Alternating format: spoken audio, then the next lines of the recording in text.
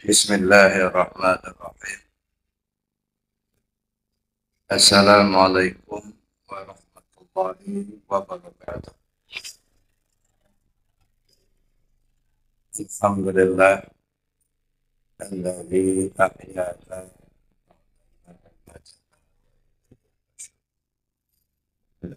asyhadu an la ilaha illallah wahdahu la syarika lah wa asyhadu anna Muhammadan rasulullah. Allahumma shalli ala sayyidina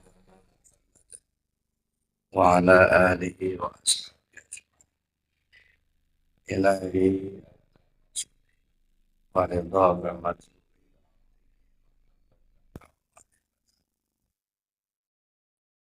Yang saya hormati Bapak Pengurus Masjid Nurul Iman, jajaran pengurus, dan yang saya hormati Bapak para penyesuh, Bapak Ibu para jamaah. Alhamdulillah, syukur kita kepada Allah Subhanahu wa Ta'ala. Dan pagi hari ini Allah takdirkan kita dapat bersama-sama hadir di Masjid Nurul Iman terlebih dalam rangka kita melaksanakan sholat subuh secara berjamaah dan sesuai dengan jadwal yang dibuat pengurus bahwa pada pagi hari ini diberikan waktu pada saya untuk siang. Alhamdulillah pagi ini ada keistimewaan, kita kedatangan tamu dari jauh. Pertama tamu dari Malaysia. Alhamdulillah Bapak Haji Sulaiman. Kemudian ada Bapak Haji Abdul Wahab, kedua dari Malaysia. Kemarin datang dari Malaysia untuk menakib di Pondok Syaraf. Jadi kalau dari Malaysia aja bisa datang menakib di Arafah, tentu dari Tulung Betung lebih cepat datangnya.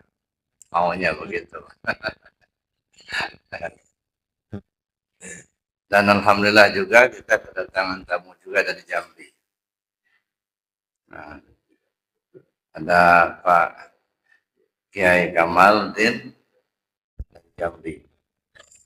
Jadi kita ada tamu dari Malaysia, ada tamu dari Jambi.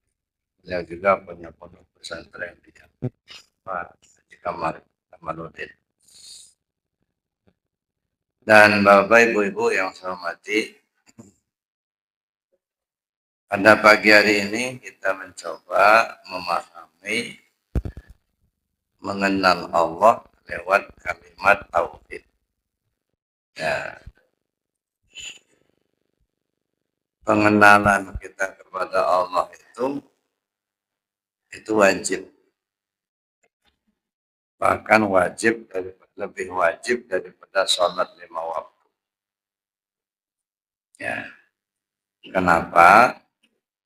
Karena bagaimana mungkin kita akan menyembah Allah kalau kita tidak mengenalnya. Maka tugas utama manusia hidup di dunia ini adalah mengenal Allah terlebih dahulu. Awal wajibin ala insani ma'rifatul ilahi bis yaqana. Kewajiban pertama bagi manusia adalah mengenal Tuhannya dengan penuh keyakinan. La yasihul ibadah illa bima'rifatil ma'bud.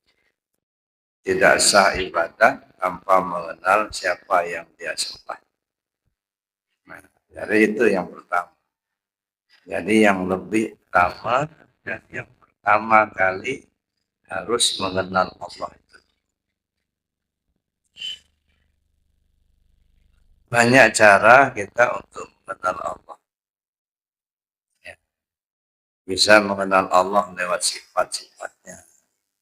Mengenal Allah lewat af'alnya. mengenal Allah lewat asma-Nya dan lain sebagainya. Nah, pada kesempatan ini kita coba mengenal Allah lewat kalimat tauhid. Kalimat tauhid ini Bapak Ibu itu kalimat teragung di seluruh dunia. Nabi Shallallahu Alaihi Wasallam mengatakan, "Afdalu ma qultu ana wan nabiyyuna min qabli la ilaha illallah." Kalimat teragung yang kusampaikan dan disampaikan oleh nabi-nabi sebelum aku itu adalah kalimat la ilaha. Itu yang paling agung. Jadi ungkapan, kata-kata, kalimat yang teragung di seluruh dunia ini adalah la ilaha illallah. Dengan kalimat la ilaha illallah itulah surga diciptakan. Untuk siapa? Untuk orang yang menerima kalimat itu. Jadi surga itu diciptakan untuk orang yang menerima kalimat la ilaha illallah. Neraka juga diciptakan karena la ilaha illallah. Untuk siapa? Untuk mereka yang menolak. Jadi surga diciptakan untuk orang yang menerima la ilaha illallah. Neraka diciptakan untuk orang yang menolak. Jadi besar pengaruhnya. Bumi dan langit ini juga diciptakan karena kalimat la ilaha illallah. Bahkan Nabi SAW mengatakan, andaikan ditimbang bumi dan langit serta isinya di sebuah piring timbangan, lalu la ilaha illallah diletakkan pada piring timbangan yang sebelahnya, masih jauh lebih berat la ilaha illallah. Kita nggak bisa bayangkan bumi langit serta isinya ditaruh di sebuah piring timbangan, lalu la ilaha illallah diletakkan di piring timbangan yang sebelahnya, masih jauh lebih berat la ilaha illallah. Cuman kita ini kadang-kadang agak kurang perhatian terhadap kalimat ini. Mungkin kena beratnya itu sehingga susah memahaminya. Karena orang yang memahaminya dan mengamalkannya, imbalannya sangat besar. Maka tidak heran kalau orang kadang-kadang susah untuk menerima. Ya. Oleh karena itu kita coba memahami itu dulu. Walaupun mungkin sudah sering kita bicara. Ada beberapa teori di dalam kita memahami kalimat ini atau mengenal Allah lewat kalimat tauhid ini. Pertama kita melihat dari huruf-hurufnya. Bisa dari huruf-huruf la ilaha illallah Muhammad Rasulullah. Sebab dua kalimat ini tidak bisa terpisah Bapak Ibu. La ilaha illallah Muhammad Rasulullah. Atau kita kenal dengan dua kalimat syahadat. Ya. Kenapa? Karena la ilaha illallah menunjukkan zat, Muhammad Rasulullah menunjukkan sifat. Jadi zat dan sifat itu tidak boleh berpisah. Maka di kajian yang sudah pernah saya sampaikan, mengucap dua kalimat syahadat di dalam sholat diusahakan dalam satu nafas. Jangan diputus. Sering kita putus, la asyhadu an la ilaha illallah. Baru dilanjut, wa asyhadu anna Muhammadur Rasulullah. Sah-sah saja, tidak membatalkan. Tetapi dalam konteks kajian tasawufnya tidak mengenal. Ya, makanya saya anjurkan mengucap dua kalimat syahadat di dalam sholat dalam satu nafas. Jangan diputus. Asyhadu an la ilaha illallah wa asyhadu anna Rasulullah. Kalau kita putus sama saja memisahkan jasmani dan rohani kita sendiri. Nah, bagaimana supaya tidak terpisah? Ya, kalau sudah terpisah jasmani dan rohani, jasmani tidak bisa berbuat apa-apa. Ya. Oleh karena itu, untuk menyatukan jasmani rohani, salah satu isyarat adalah mengucap dua kalimat syahadat ya di dalam sholat dalam satu nafas. Bisa juga kita mengenal Allah lewat kalimat la ilaha illallah ini dari sudut pengertiannya. Sebab kandungan kalimat ini sangat luas, Bapak Ibu. Ya. Ketika kita mengucap la ilaha illallah, apa yang terbetik dalam pikiran kita, dalam pemahaman kita. Kalau kita terjemahkan, tidak ada Tuhan selain Allah. Ketika kita bicara tentang Tuhan, tentu sesuatu yang kita anggap sangat berkuasa.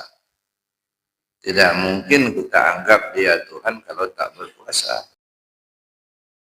Cuma saja, bagi sebagian orang yang tidak menemukan petunjuk, ya apa yang disampaikan oleh Rasulullah SAW, akhirnya menjadi Tuhan lewat pemikirannya sendiri.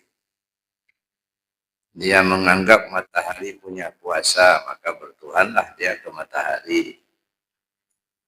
Dia menganggap batu punya kuasa, bertuhanlah sama batu, batu berhala. Nah demikianlah seterusnya. Kenapa? Karena tidak menemukan petunjuk dari Allah Subhanahu wa taala melalui Rasulnya. Bersyukur kita kepada Allah. Kita sedari kecil kita sudah dibina dalam agama Islam, diperkenalkan dengan dua kalimat syahadat. Bahkan nenek moyang kita beragama Islam, ayah, ibu kita, kakek, nenek, buyut kita sudah beragama Islam. Tetapi cukupkah kita merasa bahwa kita ini sudah Islam berdasarkan turunan? Saya kira tidak cukup. Walaupun sebenarnya semua makhluk ini sudah beriman kepada Allah sejak dari alam arwah. Sejak dari alam arwah dulu, semua makhluk sudah menyatakan iman kepada Allah. Ketika Allah bertanyakan, alastu birabbikum, apa saya ini Tuhan kalian? Semua ruh menjawab, bala syahidna. Benar ya Allah, kau Tuhan. Nah, ketika kita memahami Tuhan dalam kalimat ini, tidak ada Tuhan selain Allah. Artinya kita berkeyakinan bahwa Tuhan itu punya sifat 7. Ya. Ada kodrat, iradat, ilmu, hayat, sama, basur, kalam. Nah, sedangkan sifat 7 itu disifatkan Allah ke diri kita. Kerasa kita punya sifat itu. Kodrat, kuasa, sanggup kita mengangkat tangan, sanggup kita berjalan, sanggup kita mengangkat sesuatu barang. Itu menunjukkan sifat kodrat itu ada di diri kita. Satu, iradat. Iradat itu keinginan. Dan kita merasakan kita punya banyak keinginan. Ingin tahu, ingin beli mobil, ingin beli bikin rumah, ingin beli baju, dan banyak lagi keinginan. Nah, keingin itu kan iradah, nah, kehendak. Jadi keinginan yang ada pada kita ini adalah pancaran daripada iradatnya Allah. Sebenarnya kita tidak punya itu. Ya. Apakah kita ini punya kuasa? Ya. Mungkin satu sekilas lintas kita kata, ya kita kuasa. Kuasa kita berjalan, kuasa kita mengangkat tangan, kuasa kita untuk mengangkat sesuatu barang. Tapi coba telusuri lebih jauh.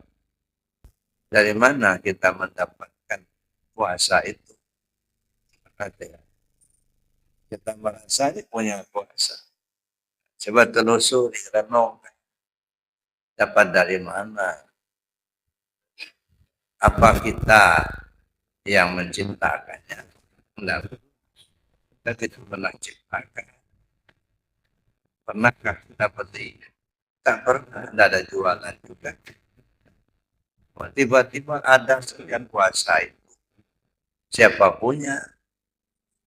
Nah, kalau kita tidak pernah bikin, tak pernah beli, pasti ada yang punya.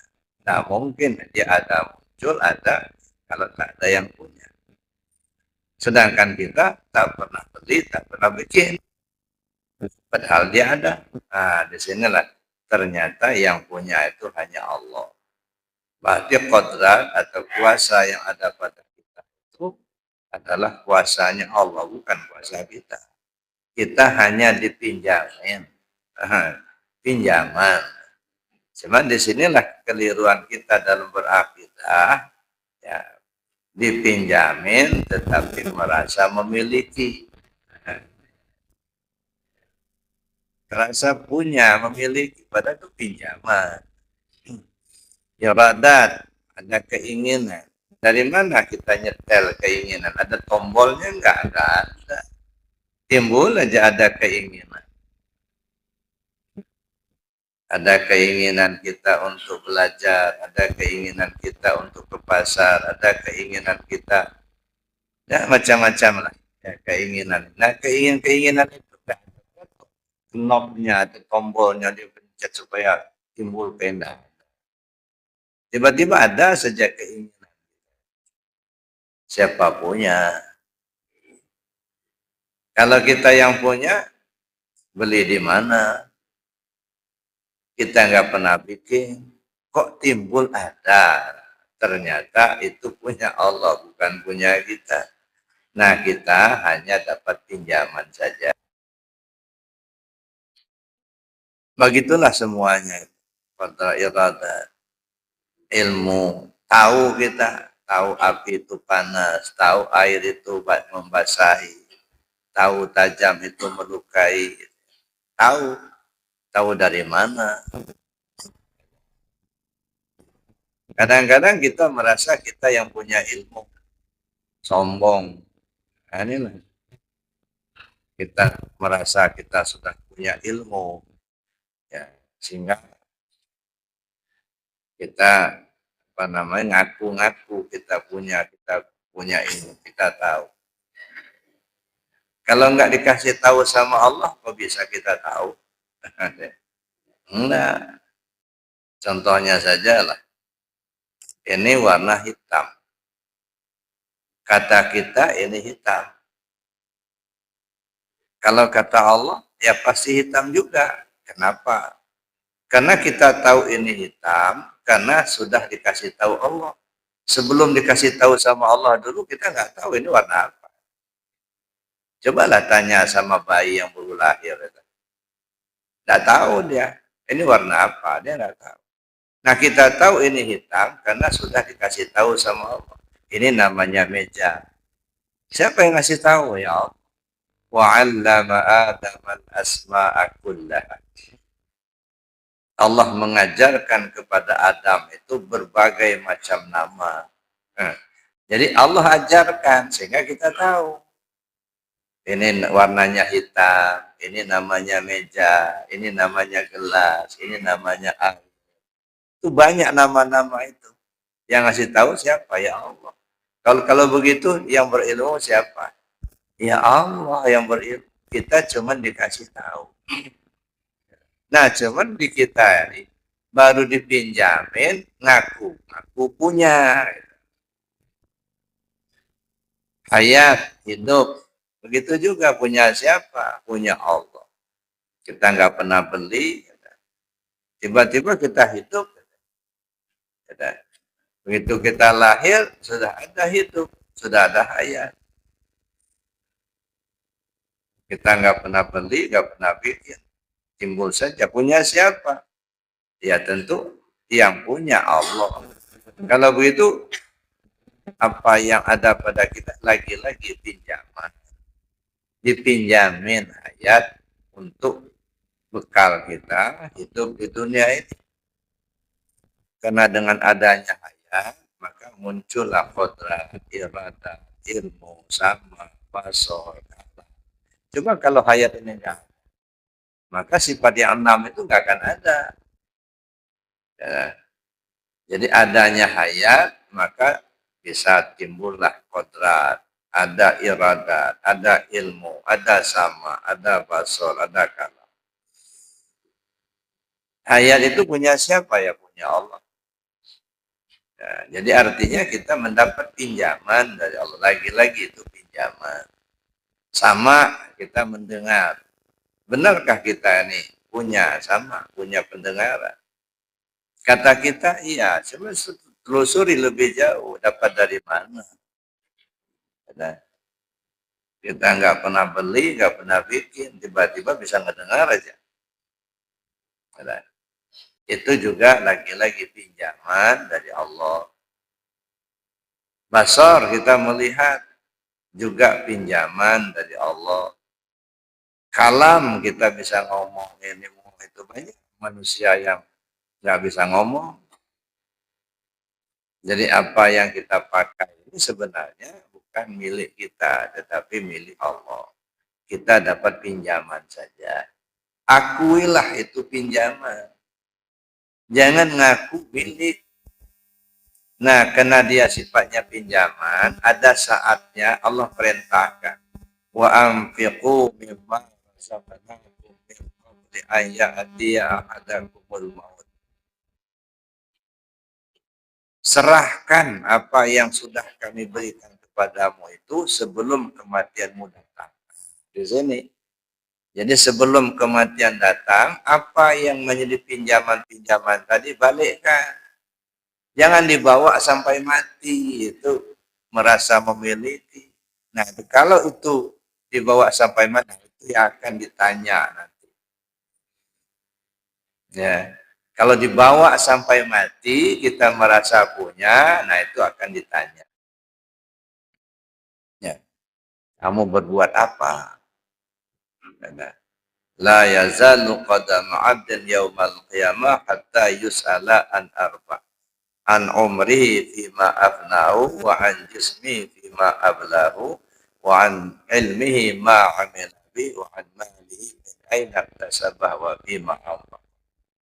Belum bergeser telapak kaki seorang hamba pada hari kiamat nanti hingga ditanyakan kepadanya, umur kemana kau habiskan, jasadmu kemana kau bawa, apa yang sudah kau perbuat, ilmu yang sudah kau ketahui, apa yang sudah kau amalkan, harta kekayaan yang kau dapat dari mana, dan kemana kau belanjakan. Ini semua akan diminta tanggung jawab. Kenapa? Karena sifatnya pinjaman. Nah, kalau sebelum mati sudah dikembalikan semuanya kepada yang punya, apa masih perlu ditanya lagi? Nah, itulah yang disebut dengan masuk surga tanpa hisab. Ya. Kenapa masuk surga tanpa hisab? Karena sudah dikembalikan semua. Mau ngitung apa lagi?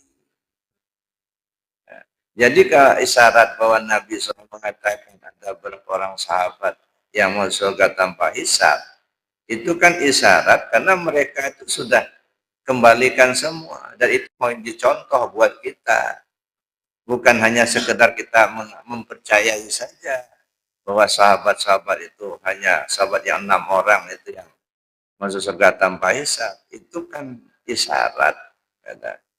Kenapa bisa mereka masuk surga tanpa hisab? Karena mereka sudah tak punya apa. Kalau mau tahu bagaimana mayat berjalan di muka bumi, lihat Abu Bakar. Ya. Abu Bakar itu punya keistimewaan bukan karena banyak sedekahnya, walaupun sedekahnya sangat banyak. Abu Bakar Siddiq itu punya keistimewaan bukan karena amal ibadahnya, walaupun amal ibadahnya luar biasa. Dia punya keistimewaan itu karena ada sesuatu yang terhunjam di dalam hatinya. Nah ini saya kira ini perlu kita contoh. Artinya apa? Menghadap Allah jangan mengandalkan amalan. Oh saya banyak beribadah ya Allah, ini amalan saya. Lo mengerjakan itu pakai alat siapa? Kau berdiri itu pakai kodrat aku, kau tahu itu ilmunya aku, yang punya kamu yang mana? Ngaku-ngaku kau yang punya. Nah makanya diminta tanggung jawab tadi. Oleh karena itu Allah ingatkan wa anfiqu mimma razaqnakum min qabli ayati hadakumul maut. Serahkan apa yang sudah kami berikan kepadamu itu sebelum kematianmu datang. Balik kan? Jangan dibawa sampai mati, itu bukan punya kamu. Mengembalikannya inilah yang harus kita lakukan itu. Nah banyak yang tidak terkembali, pinjaman yang tidak berbalik. Ada ya. Jangankan kepada Allah, kita sesama aja kalau sudah ada kembalikan pinjaman, lapor polisi, Pak. Nanti ditangkap polisi. Nanti. Itulah gambaran. Dalam kalimat la ilaha illallah, tersimpan sifat-sifat itu. La ilaha illallah artinya apa? La hayyun illallah, la alimun illallah, la qadirun illallah, la muridun illallah, la sami'un illallah, la basirun illallah, la mutakallimun illallah.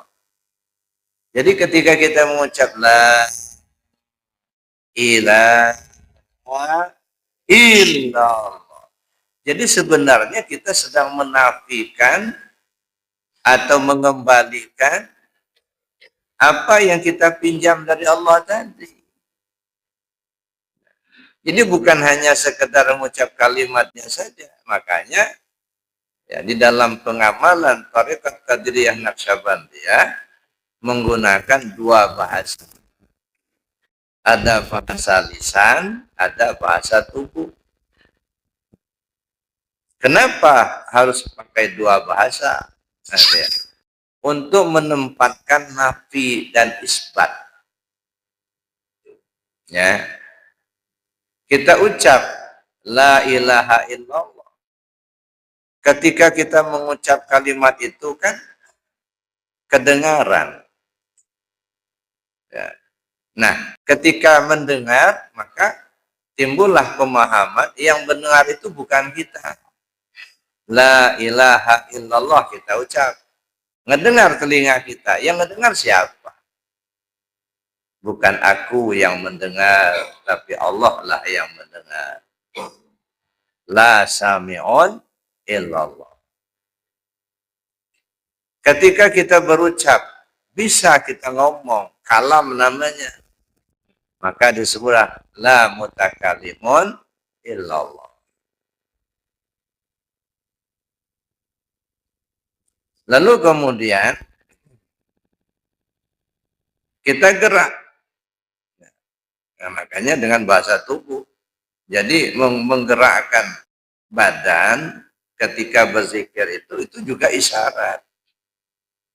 Bukan hanya sekedar geleng-geleng. Kadang-kadang kan hanya geleng-geleng begini. Apa maksudnya geleng-geleng? ada makna. Ya. Kalau dalam amaliyah tarekat adalah secara pengamalan, tarik dari bawah pusat sampai ke ubun-ubun, itu pengamalan. Pemahamannya dari bumi 7 lapis sampai langit 7 lapis. Nggak ada lah, nggak ada. Mana bumi 7 lapis? Kita belum pernah nyelam ke sana. Mana langit 7 lapis? Belum pernah pula terbang ke situ. Jangan terlalu jauh mikirnya. Mikir ke diri saja. Sebab mencari Tuhan itu, ya kan? Kalau cari Tuhan di luar diri, nggak bakal ketemu. Carilah Tuhan itu di dalam dirimu. Ya. Keliling dunia cari Tuhan, nggak bakal ketemu. Tapi carilah di dalam dirimu. Wa fi anfusikum afala tubsirun. Dalam dirimu itu, kenapa kau tak temui? Temui dulu. Sudah bertemu belum sama yang ada di dirimu itu? Ini bersama terus tapi tak pernah ketemu. Yang ada di diri kita, kita bersama terus. Cuman kita sendiri tak pernah ketemu. Iringan terus itu. Kata ibarat kita berdua gitu ya. Ya. Bersama tapi tak kenal siapa lo. Nah inilah kesalahan kita. Sudah bersama-sama sejak lahir tapi nggak kenal siapa yang ada di dirimu itu. Maka disebut papi ampusikum apala tubsir. Yang di dirimu itu sudah ketemui belum? Nah, temui dulu gitu. Jadi Bapak Ibu yang saya hormati, mana yang ada di bumi 7 lapis? Diri kita ini diibaratkan sebagai alam sohir. Nah kan alam ini kan ada dua di kajian tasawuf. Itu ada alam kabir, ada alam sohir. Alam kabir, alam terkembang. Itu alam kabir. Bumi, langit, bulan, bintang, matahari, surga, neraka, atas kursi. Manusia, binatang, jin, malaikat, semua alam semua itu. Yang namanya alam itu masih wallah. Selain Allah itu alam. Nah, kalau melihat alam kabir ini, ya, susah kita untuk memperhatikan kenapa? Karena nggak semuanya kita ketahui. Mengkaji alam kabir ini habis waktu kita belum selesai. Lautan dijadikan tintanya, pepohonan di hutan rimba dijadikan penahnya, dedaunan seluruh dunia dijadikan kertasnya, habis itu semua catatnya belum selesai. Nah, kita kembalikan saja ke alam safir. Alam safir itu diri kita. Nah, di dalam diri kita inilah lengkap. Ada bumi, ada langit, ada bulan, bintang, matahari. Ada surga, ada neraka, ada aras, ada kursi. Di sini, di diri ini. Nah, cuman kalau kita tidak kaji, ya kita tidak paham. Nah, jadi kalau ditarik dari bumi 7 lapis, atau bumi paling bawah, ke langit paling atas. Istilahnya, itu kan istilah. Bumi paling bawah mana? Dari telapak kaki. Itu bumi paling bawah. Langit paling atas, ini sampai ke ubun-ubun kepala. Jadi dari telapak kaki sampai ke ubun-ubun kepala. Lah, ini enggak sedap. Itu yang ditiadakan. Ini enggak ada. Maka sebutlah, isyarat saja. Jadi artinya apa? Tubuh kita bergerak. La ilaha illallah. Mengisi latifah 7. Satu kalimat terisilah 7 latifah. Man qala la ilaha illallah khalisan mukhlisan dakhalal jannah. Sekali saja mengucap kalimat la ilaha illallah dengan ikhlas yang sempurna, langsung masuk surga. Nah, tapi bagaimana mengucap kalimat itu dengan sempurna tadi? Sempurna kalimat, sempurna pengertiannya, sempurna keyakinannya, sempurna pemahamannya. Ada yang kalimat itu. Lah, jadi ada gerak. Yang bergerak itu nggak bisa bergerak kalau nggak hidup.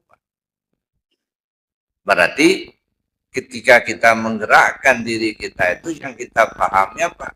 Tidak ada yang hidup kecuali Allah. Kita bergerak tidak bisa bergerak kalau tidak ada kemampuan. Kemampuan itu kuasa.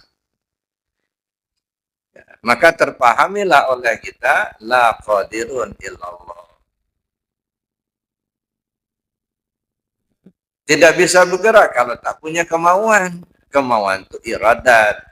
Timbullah la muridun illallah. Maka cukuplah dari kalimat la ilallah dalam pengamalan, ucapan, dan gerakan. Semuanya memberi isyarat bahwa kita mau mengembalikan apa yang ada pada kita hanya kepada Allah semata. Jadi bukan hanya sekedar geleng-geleng, bukan hanya sekedar ucapan. Di situ sudah tersimpan 7 sifat Allah yang kita nafikan.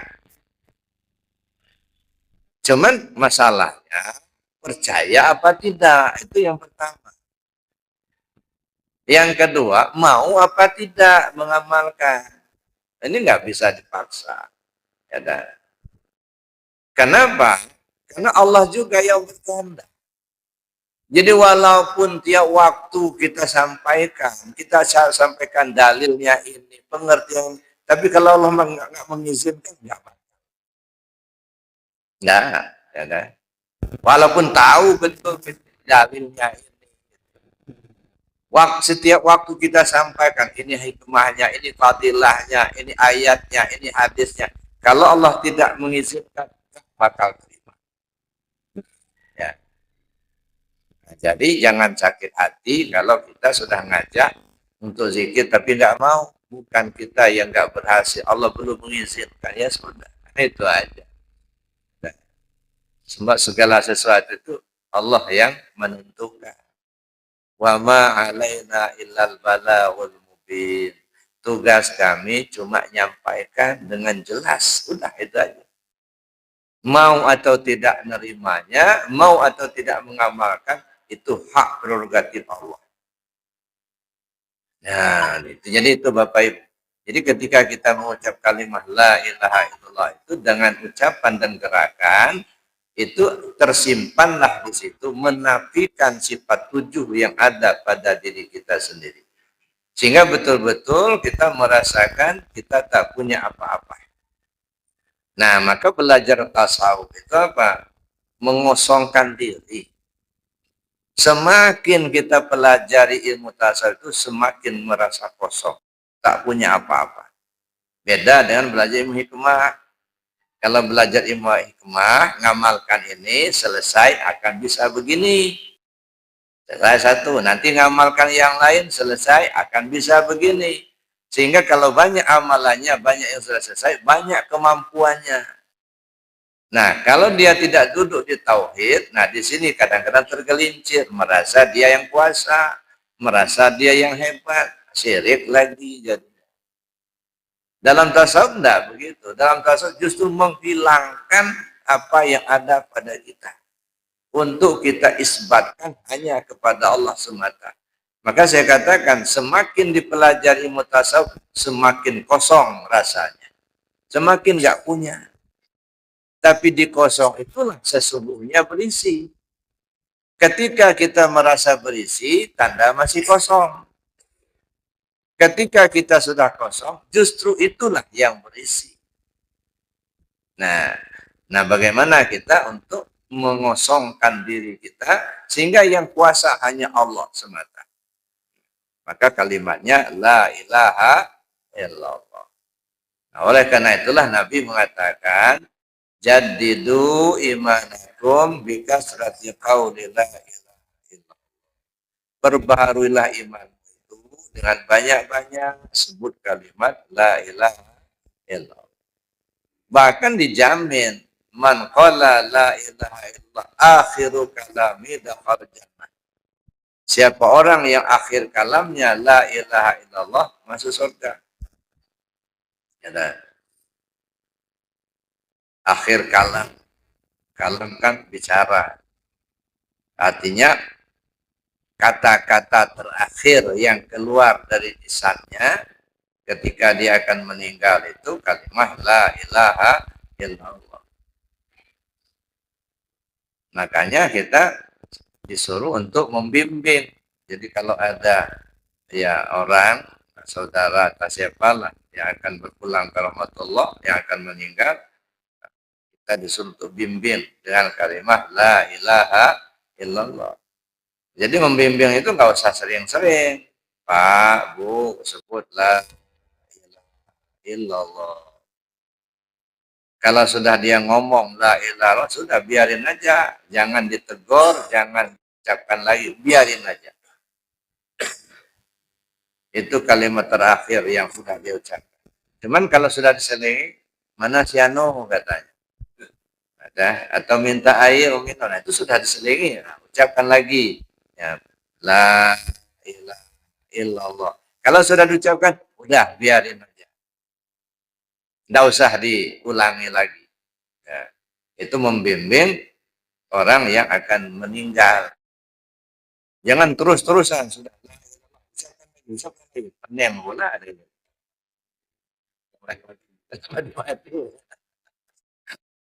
Jadi kalau sudah sekali dia udah diam, biarin aja. Ya. Cuman ada saatnya, ini ada saatnya. Lidah itu sudah terkunci, Pak. Tidak bisa ngomong. Ya, maaf, mohon ampun sama Allah. Kadang-kadang ada saja orang yang belum meninggal dia sudah nggak bisa ngomong lagi. Kena stroke. Lidah sudah nggak bisa ngomong. Udah dikunci. Nah, kalau ini sudah dikunci, nggak ada alat lagi kita untuk menyebutnya. Maka pindahlah ke zikir dalam hati. Maka di sini pentingnya kita latih hati kita zikir. Cuman karena kita nggak paham, kadang-kadang ini maaf ini Bapak Ibu ya. Kan sering begitu kita sudah zikir lah. Diam zikir. Bukannya ngikut zikir kafi, tapi langsung bangun cari sandaran. Duduk. Ya. Kenapa? Ya belum paham. Jadi kita diam itu bukan diam kosong, Pak. Dia melatih hati untuk zikir. So apa? Nah kalau ini sudah nggak kepakai, nggak dikunci, mana kendaraan yang akan ditompangi? Nah ini zikir dalam hati. Wazkur rabbaka fi nafsik tadarruan wa khifatan. Wa dunal jahri minal qawli bil ghudwi wal asad wa la takum minal ghafilin. Sebut nama Tuhanmu pakai hatimu. Jadi nyebut nama. Wazkur rabbaka. Ya. Nama disebut, ingatlah yang punya nama. Di kita ini kenapa sering lupa? Karena yang kita ini nama. Yang diingat itu yang punya nama. Nama itu sebutan. Oh sering lupa kita. Kenapa lupa? Karena yang diingat nama. Alif, lam, lam, ha. Allah itu nama. Bukan itu yang disembah. Bukan itu yang diingat. Itu sebutan. Yang diingat itu yang punya nama. Meja. Meja ini kan nama. Ya, yang kita pahami, yang kita ingat, yang bernama meja, barangnya itu. Ya. Maka kalau saya minta, misalnya, tolong ambilkan meja. Itu bukan nama meja itu yang diambil, barang yang bernama meja itu. Nah, walaupun tidak disebut, misalnya, tolong ambil meja. Sudah diam aja, langsung diambil meja. Karena dia ngerti. Jadi zikir itu yang tinggi itu apa? Bukan sebutan, kesadaran. Nah, kalau itu nggak pernah lupa apa? Ya. Nama kita mungkin kita nggak selalu ucapkan. Jarang-jarang kita menyebut nama kita. Ya. Pak Kabir misalnya. Itu kan nama. Ya. Jarang-jarang disebut. Pak Kamal, itu nama. Itu jarang-jarang, dia sendiri jarang nyebut itu. Bahkan kadang-kadang nggak disebut sama dia. Tapi paham, sadar kalau itu dia gitu. Orang sebut Pak Kamal, oh saya. Sadar, dia sendiri nggak nyebut nama itu. Jadi zikir yang tertinggi di mana? Di kesadaran. Nah, kalau itu nggak pernah lupa. Nah, itu yang ada pada diri kita. Kalau sebutan bisa lupa. Ya. Allah itu sebutan. Sekarang paham enggak siapa itu Allah? Nah, kalau sudah paham, timbul tidak kesadaranmu tentang itu? Kalau timbul kesadaranmu tentang itu, nah itu nggak pernah lupa itu. Nah, itu. Jadi gunanya kita menyebut nama itu supaya kita tahu betul siapa yang punya nama. Maka pertama kita sebut-sebut dulu, gitu ya.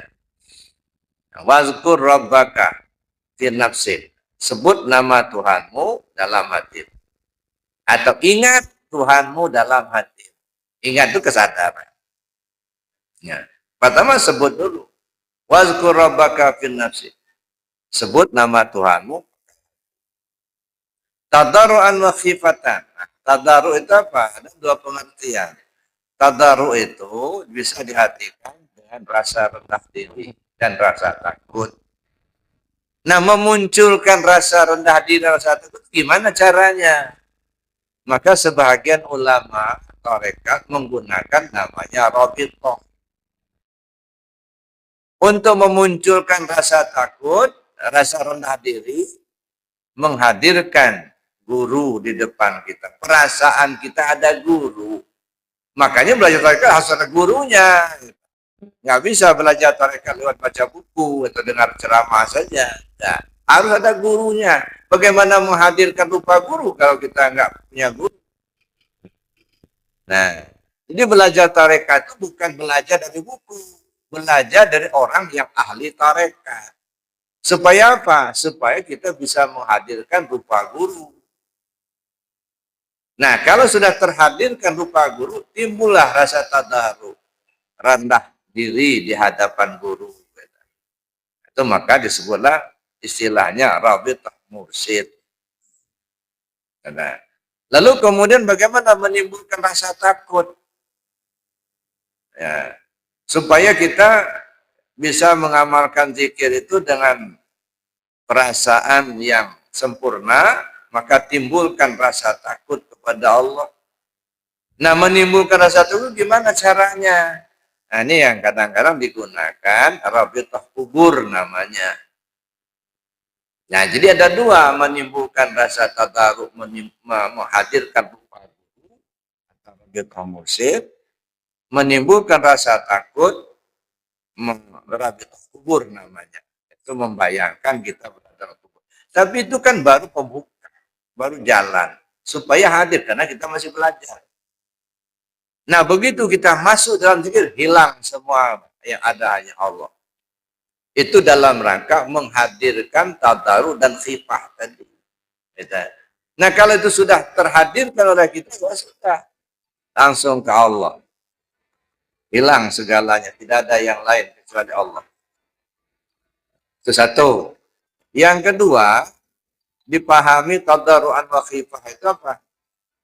Tadarru' itu artinya zikir nafas. Dipahami sebagai zikir nafas. Tadarru' ke bawah, khifah ringan ke atas. Jadi turun, naik, turun, naik. Nah, turun naik itu apa? Ya nafas. Jadi wazkur rabbaka fi nafsik tadarruan wa khifatan. Ingat Tuhanmu pakai hati, Dan sekalian tato dan khifah. Napas turun dan naik. Nah, jadi zikir jahar diucap dengan lisan, zikir khafi diingat dengan hati melalui detakan jantung. Nah, jadi tasbihnya itu detakan jantung. Kalau tasbih dari apa, dari kayu, dari apa, itu yang pakai benang, itu kadang-kadang bisa putus, Pak. Ya, dah. Tapi kalau zikirnya, tasbihnya detakan jantung tetap putus-putus, Pak.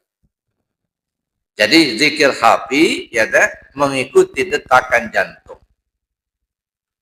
Nah, lalu kemudian apa? Ada yang disebut zikir ampusiah, mengikuti aliran nafas.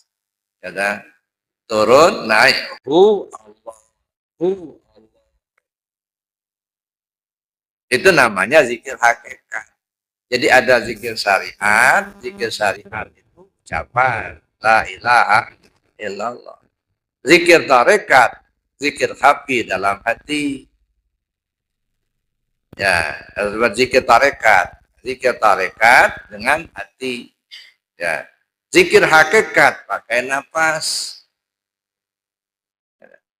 Zikir ma'rifat tenggelam dalam lautan ma'rifat dengan cara pandang. Fa'ain nama tu'allu fasama wajhullah. Kemanapun kau menghadap, yang kau lihat hanya wajah Allah.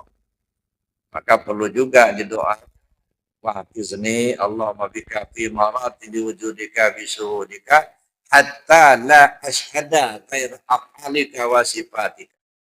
Sampai-sampai aku tak lagi melihat apa-apa kecuali hanya sifat dan af'almu Allah. Yang kita lihat cuma sifat Allah dan af'al Allah, itu aja. Yang lain sirna. Nah, kita ini kan masih terlihat yang lahirnya saja, yang batinnya tidak terlihat. Yang kita pandang itulah yang terlihat. Bagi mereka yang paham, ya, yang terpandang zahirnya, yang terlihat batinnya. Ya, makanya kata Sultan Aulia, man nadhara syai'an wa lam yarallahu fi fanadhuru. Siapa orang memandang sesuatu yang dia tidak melihat adanya Allah di sesuatu yang dia pandang, itu pandangan sia-sia belaka. Bagaimana pandangan sia-sia? Pandangan sia-sia itu ibarat pandangan mata ikan asin. Matanya belalang begini, nah, melihat. Tapi nggak melihat, itu mata ikan asin. Kita begitu pandang, kita jelas, tapi tak melihat. Sejelas ini adanya Allah, tapi tak terlihat oleh kita. Bukan Allahnya yang nggak ada, kitanya yang masih buta. Masih tertutup. Nah, jadi Bapak Ibu yang saya hormati, ya, kita kembali zikir dengan kalimat la ilaha illallah, ucapan dan gerakan. Itu menafikan sifat 7 yang ada pada diri kita sendiri. Nah, lalu kemudian kita lihat lagi, la ilaha illallah itu ada nggak kaitannya dengan diri kita ya? La ilaha illallah itu ada 4 suku kata. La ilaha illa Allah. Itu menghimpun sifat 20. La menghimpun sifat nafsiyah yang ada 1 sifat wujud. Ilaha menghimpun sifat salbiyah. Di situ ada 5 sifat. Idam, maqo, mukhalaf alil hawadis, qiyam ta'ala binafsi dan wadaniyah. Illa menghimpun sifat ma'ani 7 macam. Kodrat, iradat, ilmu, ayat, sama, basur, kalam. Lafaz jalalah, ismul a'zam, Allah itu menghimpun sifat maknawiyah. Qadirun, muridun, alimun, hayun, samiun, basirun, dan mutakallimun. Ada enggak sifat itu di diri kita ini? Ada. Nah, kalau begitu lewat itu menunjukkan ini lah kali diri kita ini. Ada. La menghimpun sifat nafsiyah, wujud. Wujud itu apa? Ada. Ya, ketika kita mengatakan ada, seseorang itu ada, Kenapa kita katakan ada? Karena tubuhnya kelihatan. Coba kalau tubuhnya nggak kelihatan, kita katakan ada. Nah, batinlah itu menunjukkan tubuh pada kita. Gitu kan? Begitu sebut ilaha. Ilaha itu kan apa? Menghimpun sifat salbiyah. Mana sifat salbiyah tadi? Ya. Khidam, baqo, mukhallaqah lil hawadis, qiyam ta'ala binafsi, dan wahdaniyah. Itu tak terlihat kalau itu. Ya. Dia hanya bisa diyakini dengan hati. Kalau begitu, ilaha menunjukkan hati pada kita. Ilah menghimpun sifat ma'ani yang 7 macam. Kodrat, iradat, ilmu, hayat, sama, basar, kalam. 6 sifat sangat tergantung pada hayat. Ada hayat, muncullah kodrat, iradat, ilmu, sama, basar, kalam. Ada hayat. Kalau begitu yang dominan itu apa? Hayat. Hayat pada kita nyawa namanya. Maka ilah menunjukkan nyawa pada kita. Nah, lafaz jalalah atau ismul a'zam menghimpun sifat maknawiyah, qadirun, muridun, alimun, ayun, samiun, basirun, dan mutakallimun. Itu tersembunyi. Kenapa? Karena sifat maknawiyah itu ibarat nyawanya sifat ma'ani. Yang muncul ke permukaan kodrat, yang tersimpan qadirun. Yang muncul ke permukaan sama, yang tersimpan samiun. Yang muncul ke permukaan kodrat, yang tersimpan qadirun. Jadi itu namanya apa? Rahasia. Tersembunyi. Nah, yang tersembunyi pada diri kita namanya rahasia. Nah, cukuplah diri kita. Ada tubuh, ada hati, ada nyawa, ada rahasia. Kalau begitu, diri kita ini mengisyaratkan kalimat La ilaha illallah. Jadi kalau kita sebut La artinya ini menafikan ini loh. Tapi kalau hanya sekedar saja sekali-sekali saja mengucapnya, nggak akan timbul. Tapi sering-sering sebut, gitu ya, supaya muncul. Allah yang memberi pengertian itu, gitu ya. Nah, jadi kalimat la ilaha illallah itu ada pada diri kita ini. Gitu ya. Oleh karena itu, maka kita amalkan kalimat ini dan kita pahami isinya. Mudah-mudahan kita mendapat keselamatan dunia akhirat. Amin. Allahumma